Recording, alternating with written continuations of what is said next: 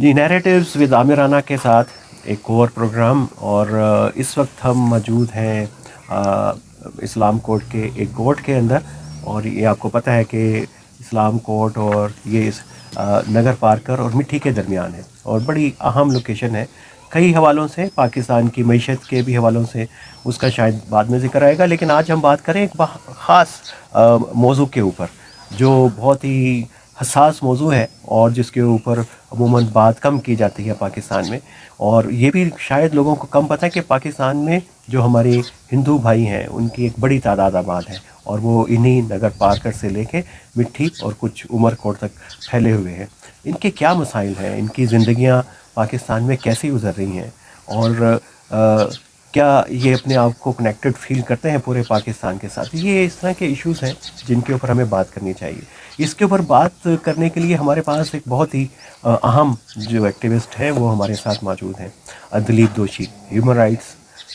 کے لائر ہیں، پولیٹیکل ایکٹیوزم کے اندر بڑا نام ہے۔ تو ہم تفصیل سے آج ان سے بات کریں گے کہ ایشوز کیا ہے، ہندو کمیونٹی کتنی ڈائیورس ہے اٹس سیلف اس علاقے کے اندر، تو وہ ہم ان سے بات چیت شروع کرتے ہیں۔ دلیپ صاحب، آپ کے وقت کا بہت بہت شکریہ، بہت شکریہ عامر صاحب، اور آپ کی مہمان نوازی کا کہ آپ ہمیں ادھر لے کے آئے، اور اتنا زبردست آپ کے جو ہمارے دوست ہیں انہوں نے کھانا ہمارے لیے بنایا،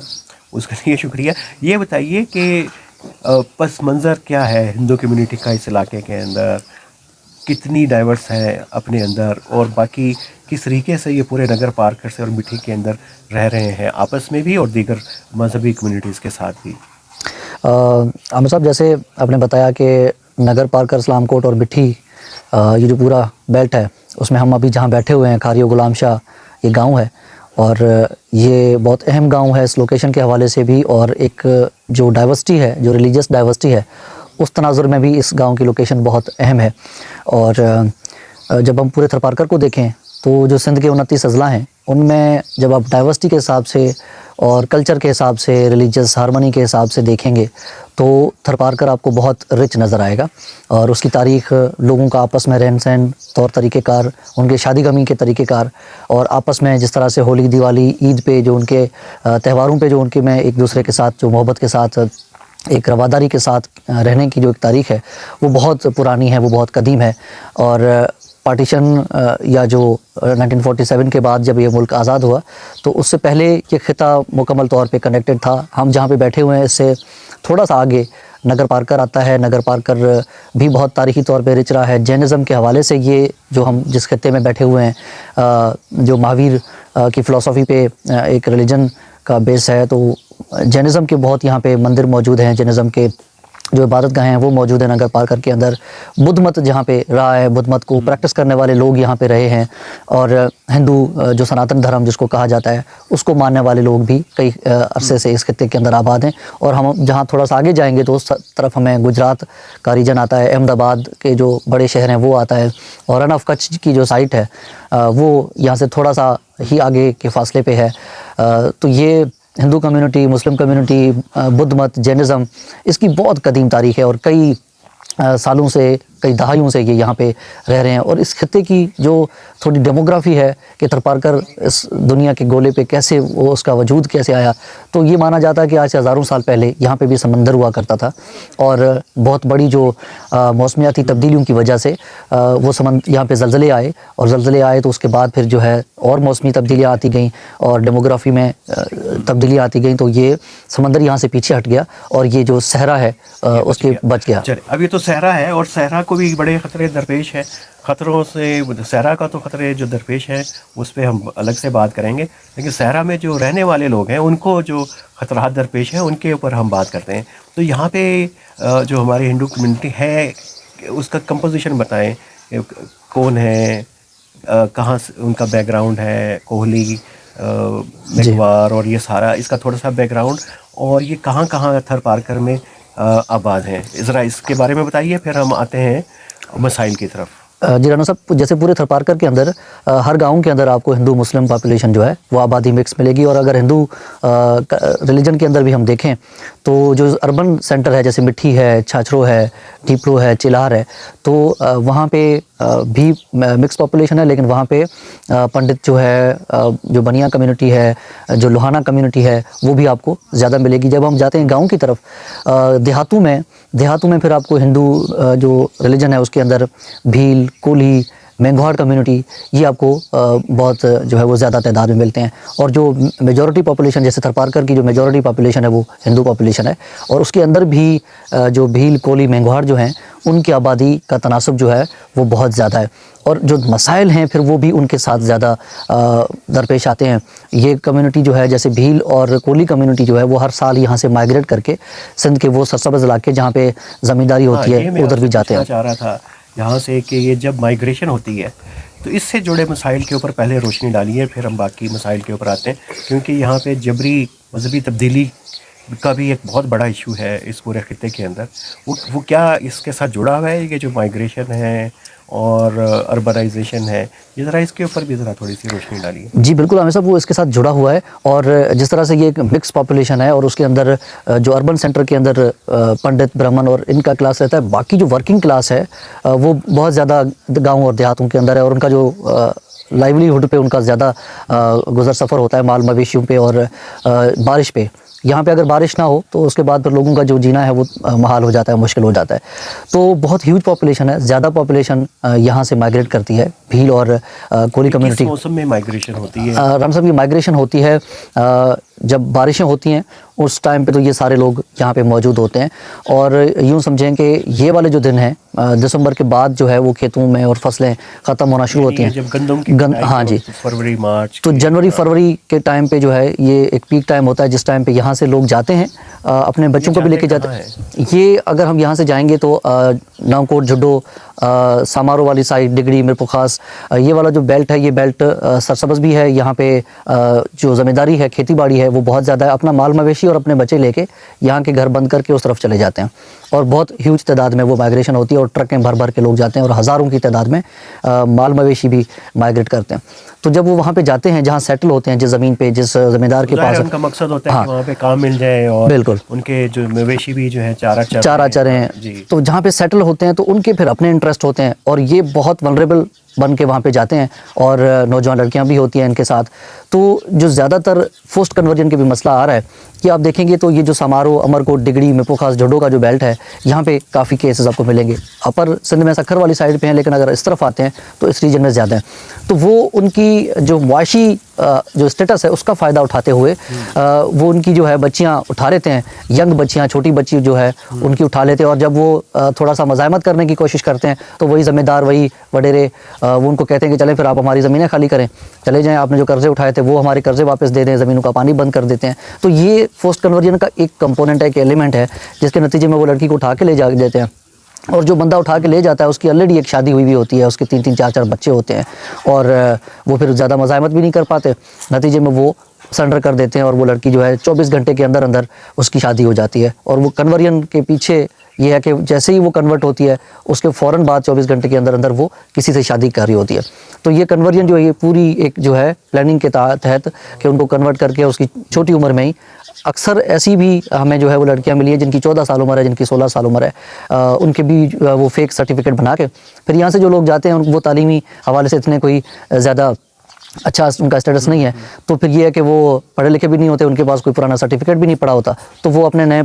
جو ہے وہ فیک سرٹیفکیٹ بنا کے کہتے ہیں کہ یہ 18 سال کی ہے، اور اس طرح سے ان کو جو ہے وہ ایکسپلائٹ کیا جاتا ہے. تو یہ جڑا ہوا ہے مائگریشنز کے ساتھ، جو سیزنل ہوتی ہے، ہر موسم کے اندر ہوتی ہے، اور وہاں پہ ایکسپلائٹیشن ہوتی ہے. تو مجھے ایسے لگ رہا ہے کہ جیسے یہ پورے سندھ پنجاب کے اندر یہ تھا بھٹا مزدور، وہ بھی ظاہر ہے کہ بیچارے مارجنلائز کمیونٹیز کے ساتھ ہے، ان کے ساتھ بھی ایک صدیوں سے ایسے سال ہوتا آ رہا تھا. تو لیکن یہاں یہ ہندو کمیونٹی کے ساتھ ابھی تک یہ اپنی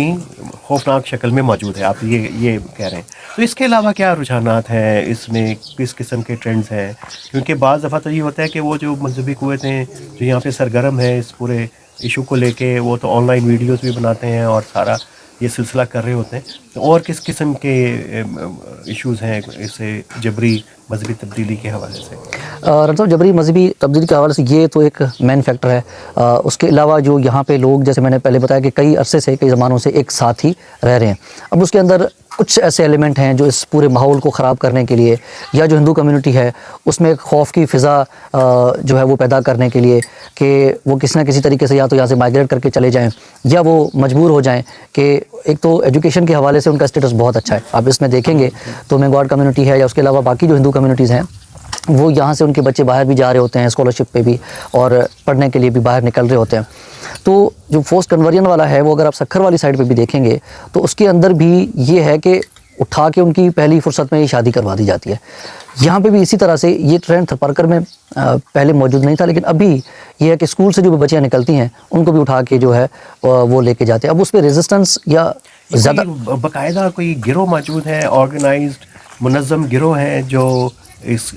کے اندر انوالو ہیں جبری مذہبی تبدیلی میں؟ بالکل اسی طرح سے ہی ہے. اب اس میں یہ ہے کہ جیسے یہ والا جو بیلٹ ہے یہ جاتے ہیں سرندی کے پاس،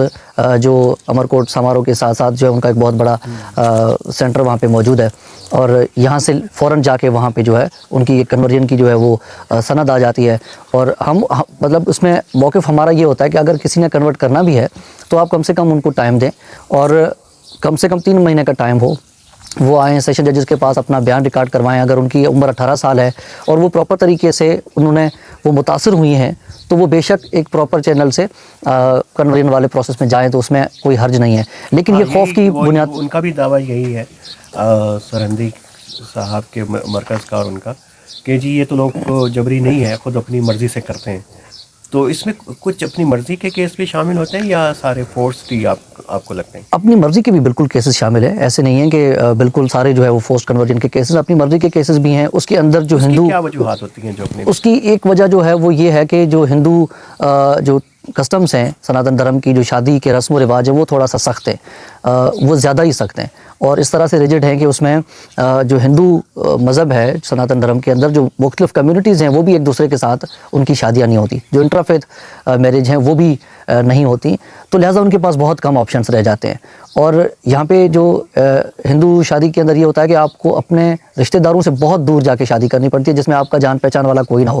تو ان کے پاس کم آپشنس رہ جاتے ہیں. اور جب وہ باہر نکلتے ہیں، یونیورسٹی تک پہنچتے ہیں اور ان کو پتہ چلتا ہے کہ بھائی ہم اپنی پسند کی تو شادی نہیں کر پا رہے ہیں، تو نتیجے میں پھر پسند کی شادی کرنے کے لیے ان کو کنورٹ ہونے کے بھی آپشنس ہوئے، اور کچھ کیسز ہوئے ہیں جو انہوں نے اپنی رضا خوشی سے کیے. لیکن اس کا اگر ہم تناسب نکالیں گے رانا صاحب تو وہ بہت ہی تھوڑا نکلتا ہے. باقی فورس کی مختلف علامات ہیں کہ جس میں معاشی طور پہ ان کو فورس کیا جاتا ہے اور سوشلی ان کو جو ہے وہ فورس کیا جاتا ہے کہ بھئی ہم نے یہ اٹھا لیا ہے اور اگر آپ نہیں مانیں گے تو پھر ہم آپ FIR بھی کروا دیں گے، آپ کو کمیونٹی سے نکال دیں گے.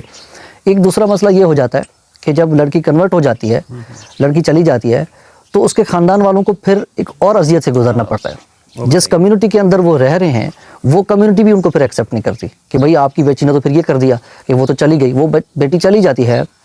اس کے بعد بھی جو ود ان کمیونٹی ان کے ساتھ ایک ڈسکرمنیشن ہوتی ہے، اس کو ایک عجیب جو ہے وہ حقارت کی نگاہ سے دیکھا جاتا ہے کہ آپ کی بیٹی بھاگ گئی، اور ان کا اٹھنا بیٹھنا جو ہے وہ محال ہو جاتا ہے. سماجی جو سرگرمیاں ہیں، جو شادی غمی کی رسومات ہیں، ان میں بھی ان کو ایک عجیب جو ہے وہ نگاہ سے دیکھا جاتا ہے. تو وہ جو فیملی ہے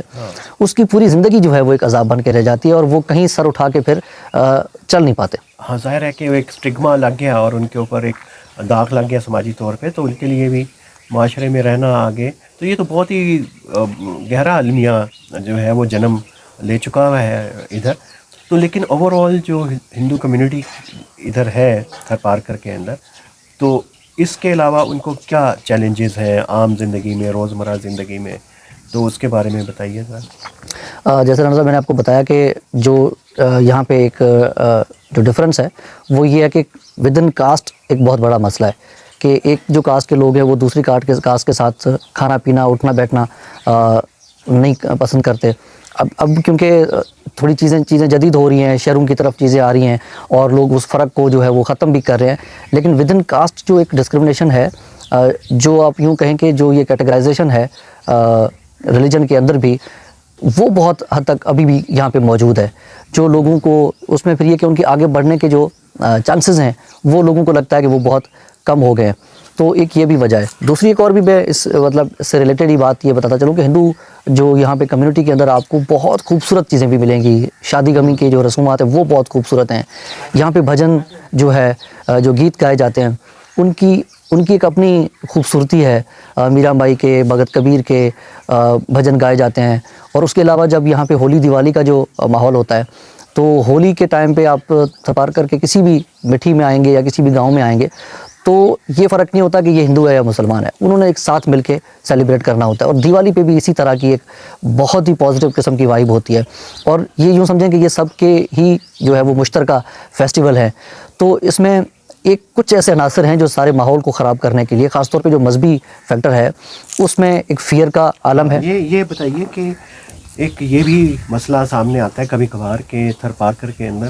بہت ساری فرقہ وارانہ شدت پسند تنظیمیں جو ہیں وہ یہاں پہ آ گئی ہیں اور یہاں کے ماحول کو خراب کر رہی ہیں. اس کے پس منظر کے بارے میں، امپیکٹ کے بارے میں، لوگوں کا رد عمل کیا ہے، اس کے بارے میں ذرا بتائیے ہمیں. رن صاحب وہ بھی اسی طرح سے ہے کہ یہ ایک دن کا نہیں ہے، بہت کافی سالوں سے ہو رہا ہے. اور اس میں ہوا یہ تھا کہ ایک ایپیسوڈ چلا تھا نیشنل لیول پہ بھی کہ تھرپارکر کے اندر بہت زیادہ قحط آ گیا ہے اور ڈیلی کی بیسس پہ بچے مر رہے ہیں، اور رپورٹ اس طرح سے ساری چیزیں رپورٹ ہو رہی تھیں، مین اسٹریم میڈیا پہ اس طرح سے دکھایا جا رہا تھا. ہاں بہت سارے ایشوز ہیں یہاں پہ، ہیلتھ کے بھی ایشوز ہیں، ایجوکیشن کے بھی ایشوز ہیں، لوگوں کی جو معاشی حالت ہے وہ بہتر نہیں ہے، تھوڑا سا پسماندگی ہے. لیکن وہ جو پورا ایک قحط والی ایپیسوڈ چلی اس کے بیک دا اسکرین اس میں یہ ہوا کہ بہت ساری تنظیمیں آئیں اور سروس ڈیلیوری کا جو فلاحی کام ہے اس کام کے ساتھ ساتھ انہوں نے جو ہے اور بھی کچھ ایکٹیویٹیز جو ہے وہ شروع کی. اور اس کے نتیجے میں پھر لازمی ہے جب آپ کچھ اس طرح کا ایک ماحول بنا رہے ہوتے ہیں جس میں خوف ہوتا ہے، لوگوں کو محسوس ہوتا ہے کہ ہماری جو اپنی رسومات ہیں، ہمارے جو اپنے تہوار ہیں وہ متاثر ہو رہے ہیں. تو اس کے اندر مختلف جو ہے تنظیمیں وہ وقتاً بوقتاً یہاں پہ کام کرتے رہے ہیں. اور تھوڑا یہ کہ ایک بارڈر ایریا ہے، سیکیورٹی کے معاملات کو بھی اگر ہم دیکھیں تو اس حوالے سے بھی ہر وقت ایک رسک اور ہر وقت ایک چیلنج رہتا ہے. اور یہاں پہ جو یہ ڈیولپمنٹ کے بھی پروجیکٹ ساتھ ساتھ آئے ہیں تو اس کے اندر بھی یہ تنظیموں کا جو کام ہے، جو پورا نیٹ ورک ہے، اس میں سب سے زیادہ جو ہے وہ ایک فیئر کا کمپوننٹ موجود ہے. اب وہ فیئر مختلف طرح سے آپریٹ کرتا ہے، ہر جگہ پہ ہر گاؤں کے اندر مختلف طریقے سے لوگوں کو ہراس کرنے کا ایک مختلف طریقہ ہے. ایسے نہیں ہے کہ ڈائریکٹلی جا کے مار پیٹ ہوتی ہے اور کنورژن ہو جاتی ہے، لیکن سائیکولوجیکلی ایک ان کو پریشرائز کیا جاتا ہے کہ ہم ایک میجورٹی کے اندر ہیں اور آپ لوگ مائنورٹی میں ہو، لہٰذا ان کے جو کنورژن کے اور یہ جو بابی معاملات ہیں وہ ان کے ساتھ جڑ جاتے ہیں. لیکن ایک اور چیز بھی میں بتاؤں کہ یہاں کی خوبصورتی کا یا یہاں کی جو ریزسٹنس ہے اس میں یہاں کی جو مسلم کمیونٹی ہے وہ اس پورے ماحول کو بچانے کے لیے ہندو دوستوں کے ساتھ شانہ بشانہ بھی کھڑے ہوئے ہیں. جو سول سوسائٹی ہے، جو یہاں کے وکیل ہیں، جو یہاں کے شاعر ہیں، جو انٹلیکچوئلز ہیں، وہ بھی کہ تھرپارکر کے اندر یہ جو ریلیجس ہارمنی ہے یہ خراب نہ ہو، اس میں وہ پروٹیسٹ کرنا ہوتا ہے، لکھنا ہوتا ہے، یا فورسڈ کنورژن کے ایشوز ہوتے ہیں تو ہمارے مسلم دوست بھی سب سے پہلے فرنٹ فٹ پہ آتے ہیں اور وہ اپنا ایک پازیٹیو کردار ادا کرنے کی کوشش کرتے ہیں کہ یہ جو ماحول جو ہم نے مل کے بنایا ہے یہ کوئی زیادہ حد تک خراب نہ ہو، ہم اس کو کسی حد تک بچا سکیں، تو اس میں ایک اچھا کنٹریبیوشن ہے. ایسے لگتا ہے کہ یہاں پہ ظاہر ہے کہ بارڈر ہے اور ڈیولپمنٹ پروجیکٹس بھی کافی زیادہ ہیں،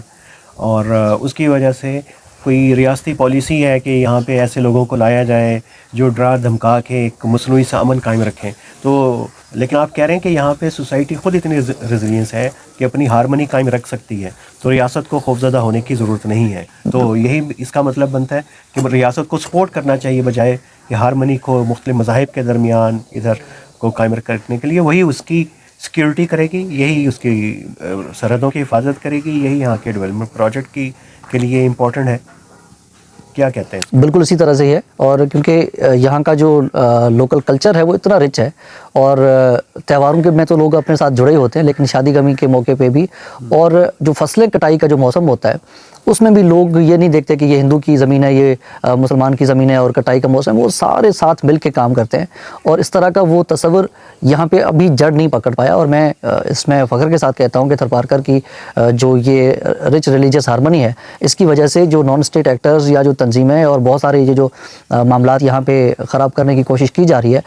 وہ اتنے زیادہ حد تک کامیاب نہیں ہو پائیں گے. اور اس کی ایک وجہ یہ بھی ہے کہ تھرپارکر کے لوگ اپنے اس کلچر کو بچانے کے حوالے سے، جو ریلیجس ٹریڈیشنس ہیں اس کو بچانے کے حوالے سے، اور اپنی دھرتی کے ساتھ جو ان کی وابستگی ہے وہ بہت حد تک ابھی تک گہری ان کی جڑیں جو ہے وہ موجود ہیں. یہاں کے جو لوگ ہیں وہ مطلب آپس میں تو محبت کرتے ہی ہیں، اپنے مذہبی معاملات میں بھی وہ بہت سیکولر ہیں، لیکن اس کے ساتھ ساتھ وہ فطرت سے بھی بہت پیار کرتے ہیں. آپ کو مور یہاں پہ پھرتے ہوئے نظر آئیں گے، اور لوگوں کی بچوں کی